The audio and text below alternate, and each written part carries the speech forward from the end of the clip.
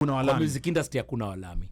Why kuna walami? That's the question. So the reason why kuna walami kwa athletics is because we are the best in the world. Okay. Number one. We are the best in the world. So hakuna competition. So walami wameona nini? The main reason kuna walami ni kuna pesa. Kina P Square walikuwa already wanajulikana Kenya. But walikuwa tu kwetu tu ilikuwa ile Uafrika yetu. Unajua ile Uafrika yetu. Ndio nasema hiyo Uafrika. Kulikuwa na Uafrika lakini already they were already making some good money. Okay. Even back then. But then sasa mlami akaona the potential. Akaona potential ndo akakam akadandia tu kama mat because we have a government akadandia tu kama mat.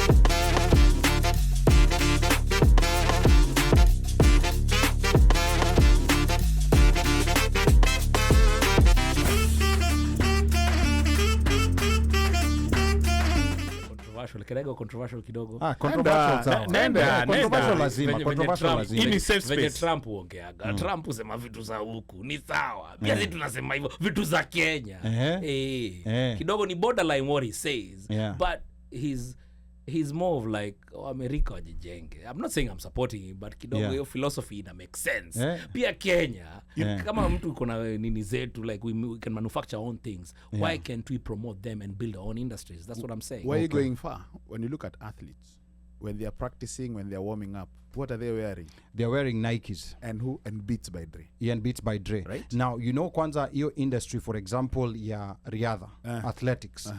Like when you look at the industry from top to bottom, because you know what we see is the athletes running, and we've already been losing some athletes to other countries. Yes. But what people don't realize is that the food chain, from the people who are helping the athletes train, to the people who are dressing them, to their publicists, your food chain is where we need to claim it, because you'll see a lot of white people. Ukienda huko Iten, utaona wazungu wengi. Last week we spoke to Eshirandu Lalui, who's very deep on your mambo athletics. Anatuambia yani like coaches nini, there's a whole ecosystem of eating. Ni kama tu industry ya mziki. Mziki unamwona artist anaperform, but kuna producer, kuna guitarist, kuna nini. Sasa it's the same thing with sports. And sports has a lot more support that's needed. Na sasa hiyo ndo kitu sasa hatujakuwa industry because there's still other people from outside. Lakini vile umesema hapo kwa athletes, umesema hapo kuna walami. Kwa music industry hakuna walami. Why kuna walami? That's the question. So the reason why kuna walami kwa athletics is because we are the best in the world. Okay. Number one. We are the best in the world. So hakuna competition. So walami wameona nini? The main reason kuna walami ni kuna pesa. Pesa, yes. Na wanasema kuna pesa, wameona pesa. It's the same thing. Si mambo na skill, ni do. It's the same thing na Afrobeat. Unaona vile Afrobeat imeshika in the whole world. Guess what? Kwa hiyo food chain kuna mlami. Kuna not mlami, walami tena wengi sana. Which is one thing that I think Nigerians have to start being protective. So the question is, are they opportunists or are they professional? Both. They're both. They're both. They're both.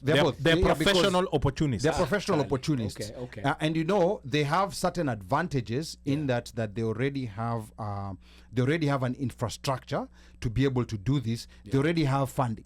When you talk of Universal already has a lot of money. They can go take a risk. Wakiona market ya Kenya, has potential within the next 5 years. They can easily they can decide we're going to pour $10 million in Kenya. And that's nothing for them. Hata wakiluzi yote, it's a risk that's worth taking. They've taken some risks in South Africa. They've taken some risks in Nigeria, and it has paid off. So it's the same thing. Nani, the same thing sasa with athletics is that we already know, like the people who are coaching all these great athletes before they got where they got, they were Kenyans. And I'm glad mtu kama Eliud Kipchoge, coach wake ni Mkenya. Like there are some athletes who are being a bit conscious about that, whereby because your food chain, that's where the money is. The athlete is one person. Of course, the athlete will get money, but the food chain with one athlete, it may be even 50 people. Okay. So imagine one athlete employing 50 different Kenyans, and some even as consultants who have companies that are employing other Kenyans. Okay. So fikiria your story. I'll piggyback to that point, and please don't say all this because we'll move into politics, right? Yes. So for athletics, Mlami ni opportunist na professional at the same time, right? Ata offer a lot of opportunities for the athletes, right? Yes. Na pia anamtumia at the same time. Yes, of course. So when it comes to politics, kuna Mlami pia, kuna the IMFs, kuna yes, hawa. Of course. Are they opportunists? Are they professional on a country we can save it? We'll come to that because it now let's go to politics. Is it the same thing? So kwa politics, can you look at it the same way? So kwa politics, wao ni mamluki. They are not even opportunists. Ni mamluki. Ningori. Ni kama kina Artur. These guys, unaona, let me tell you something. Unaona like what has happened in Bangladesh. Yes. Ajua Bangladesh, the lady who was the president for 15 years. Unajua ametolewa. Of course. Yeah. Akakimbia. Let me tell you, in Kenya, do you know whose handwriting is on her on ye kutolewa? Yeah. The United States. Okay. Kama US wangetaka Ruto atoke. Yeah.